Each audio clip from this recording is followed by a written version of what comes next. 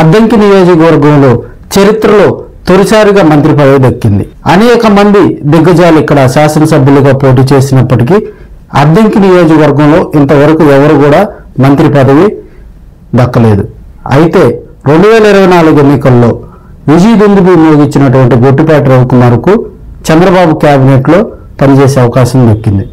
2 రోజుల క్రితం ఆయన మంత్రిగా ప్రమాణ స్వీకారం చేశారు.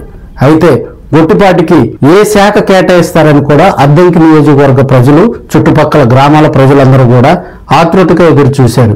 అయితే వాళ్ళ నమ్మకాన్ని వమ్ము చేయకుండా కూడా చంద్రబాబు నాయుడు గొట్టిపాటుకు అగ్రతాంబూలం కేటాయిస్తూ కూడా విద్యుత్ శాఖను కేటాయించడం జరిగింది. ఆయన 2004లో రాజకీయ ప్రవేశం చేసి 2004లో మార్టూరు నియోజకవర్గంలో తొలిసారి ఎమ్మెల్యేగా గెలవడం జరిగింది. తదనంతరం 2009 నుంచి 2024 వరకు కూడా జరిగినటువంటి ఎన్నికల్లో గొట్టిపాటి రవికుమార్ వరుసగా 4 సార్లు అద్దంకి నియోజకవర్గంలో విజయకేతనం ఎగరవేయడం జరిగింది. ప్రత్యర్థి ఎవరైనా కూడా వారి మీద అలవకోవగా విజయకేతనం ఎగరవేయడంలో గొట్టిపాటి దిట్టని చెప్పాలి. తన పెదనాన్న స్ఫూర్తితో రాజకీయాల్లోకి వచ్చిన గొట్టిపాటి చంద్రబాబు నాయుడు అగ్రతాంబూలం కేటాయించారని కూడా చెప్పుకోవచ్చు. 1994లో మార్టూరు నియోజకవర్గం నుంచి కూడా గొట్టిపాటి హనుమంతరావు గెలుపొందడం జరిగింది.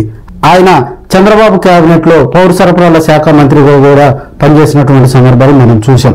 ఆయన స్ఫూర్తితో రాజకీయాల్లోకి వచ్చినటువంటి గొట్టిపాటి రవికుమార్ అదే చంద్రబాబు నాయుడు కేబినెట్ లో విద్యుత్ శాఖ మంత్రిగా పనిచేయటం కూడా ప్రజలందరూ కూడా అద్దంకి నియోజకవర్గం, మార్టూరు తదితర గ్రామాల ప్రజలందరూ కూడా హర్షాతిరే ధ్వానాల మధ్య కూడా ఆయనకు శుభాకాంక్షలు తెలియజేస్తూ ఉన్నారు. విద్యుత్ శాఖలో సమూల మార్పులు తీసుకొచ్చి ప్రజల మన్ననలు పొందాలని, ఎందుకంటే విద్యుత్ శాఖకు సంబంధించి కూడా అనేక గత ప్రభుత్వంలో వైఫల్యాలు మనకు విద్యుత్ శాఖలో కనిపిస్తూ ఉంటాయి. బిల్లులు ఎక్కువ రావటం, విద్యుత్ లైన్లు ఇబ్బందికర పరిస్థితులు తదితర పరిస్థితులన్నీ కూడా గొట్టిపాటి అధిగమించి మంచి సేవలు ప్రజలకు అందించేలా కూడా కృషి చేయాలని కోరుకుంటూ గొట్టిపాటికి ఆల్ ద బెస్ట్ చెప్తూ మరొక వీడియోతో మళ్ళీ కలుద్దాం. అంతవరకు సెలవు. నమస్కారం.